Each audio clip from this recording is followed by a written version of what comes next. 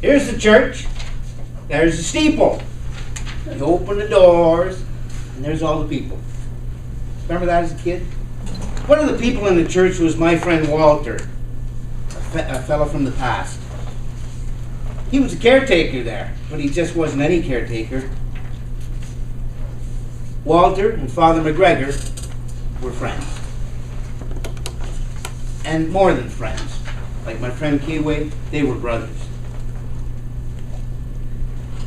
Both watched as Father McGregor's young nephew, Patrick McHenry,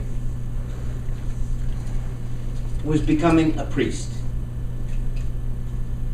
And Walter took an active part in the dealings of the people of St. Augustine. Like when Mrs. Machado not only had a baby, she had a baby not only in the church, but in the sacristy, just as Mass was beginning to start. And Father McGregor sat outside the sacristy, and Sister Conchessa helped with the birth. And meanwhile, Walter assumed the priest's position on Friday at the front of the church on the little wooden steps. And he'd welcome the parishioners and the guests. And he'd tell the guests that, through the week, God spends his time at the Basilica in Rome. And on the weekend, this is his little cottage. And I'm here to welcome you. Now, if you get up to the front, there's still a lot of seats left. Be sure to grab one, because he'll be here any moment. Father McGregor stood at the front of the church after the birth of Anthony Machado. And someone yelled out, and he advised the congregation that we have had a little boy born in the sacristy. It's a blessed event. And somebody from the congregation, it was just a small little church, had yelled out, "When's he going to get baptized, Father?" And Father McGregor said, "Well, I did it in the sacristy, so Walter and I could go fishing next Sunday."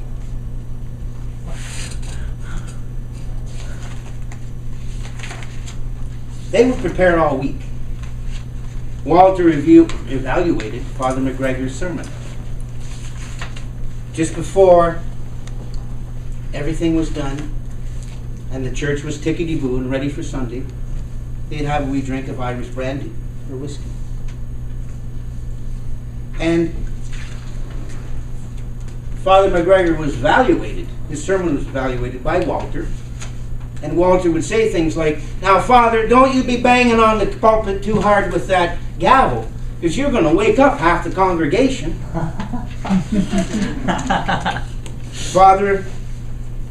Walter felt blessed.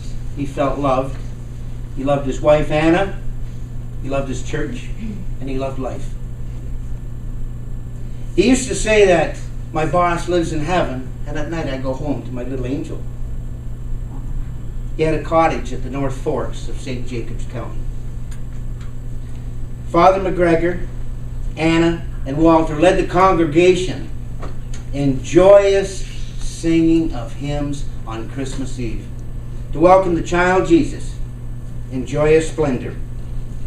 And that was to be the last time that the trio would celebrate Christmas at St. Augustine. Father McGregor passed away 10 minutes before New Year's Eve. And in keeping with all his life, Walter mused, he was always 10 minutes early for everything, and so entering the gates of heaven. The temporary replacement was a staunch army man. He insisted on being called Padre, or even Major. He treated Walter just like an employee. Walter worked alone and quietly then. You never got to evaluate Father McGregor's speeches, or the new Padre speeches. And at 3:30 on Saturday, he wasn't invited, he was summoned to the office. He reminisced and he thought of the Saturdays after everything was all done and the church was perfect, ready for the service. They'd have a little bit of Irish whiskey. The clock ticked. Walter stood silent. And The padre looked over his glasses. He got right to the point. He said, church files, church records show no evidence of your employment, your starting date, your education. What I'm going to have to do is get you to fill out this application. I want to know a little bit more about you. And Walter, somewhat chagrined, said, sir, I can't read or write. Well, the padre said, that makes the rest of this encounter seem redundant. According to the laws of the diocese, the bishop explicitly says that we have certain criteria of education. You don't fit.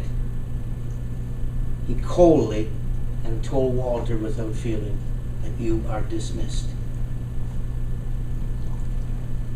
Did you ever get bad news? Did you ever feel something that really hurt you inside, and right at the pit of your stomach there was an empty feeling? You felt sick. You ever feel like that? Did you ever feel like somebody just kicked you right in the guts? Walter thought, how will I tell Anna? What will I tell Anna? How can I ever walk into this church again? He left the church with a lump in his throat and tears in his eyes and wandered aimlessly for a little while. And it was one of those times he remembered with Father McGregor. He'd have a cigar and they'd talk and they'd laugh, and Father McGregor even swore once. And it was one of these times. He just wanted a cigar. He had a craving. And he knew if he walked towards his cottage, his little stone cottage in the North Forks, there was no cigar store that way. So he walked to the east, and then to the south, and to the west, and still no cigar shop. He started to think that maybe this is God was telling him something. He arrived at the little cottage a little bit late. Anna welcomed him, but she was worried. She said, you've never been late for supper, ever. But he was this time. But he said, Anna, he recounted everything that happened throughout the day, and she stood in awe at the terrible thing that happened and how he turned it around. He said, Anna, I think we'll take our meager money that we've saved and start up a cigar store. Anna agreed, and so they did. And almost immediately, it took right off. Days turned into weeks, and weeks turned into months. And work got to be less, and money got to be more. He left the cottage. He had to. There was no place for lawyers and all the people advising him to do this and that, so he had to get a penthouse in the city. And he had never dreamed of such success, such monetary success. It didn't mean anything to Walter or Sarah. She had a little place where she used to crochet in his big office, where he'd sit and feed angel fish and sit at his big oak desk. Some say it looked like an altar. And he often thought about his life in St. Jacobs County and at St. Augustine, where he was somebody.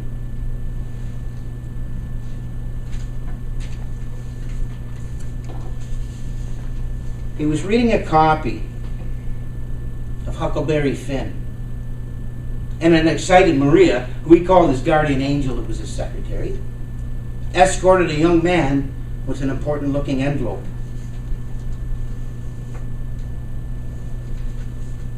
I can't find it.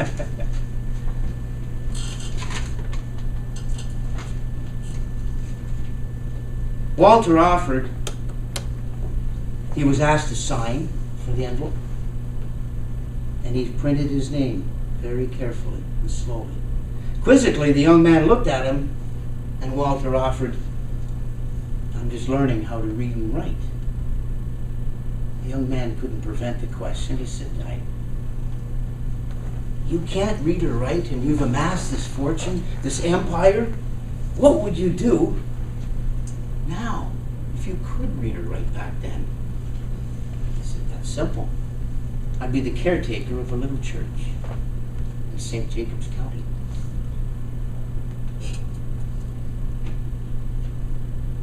And furthermore, the letter that you're returning to me is an answer from my handwritten application to a little church, St. Augustine's. And a young Father McGregor, Patrick McGregor, is the new priest there. His hand shook as he opened the letter. He wasn't too sure if he was adequate.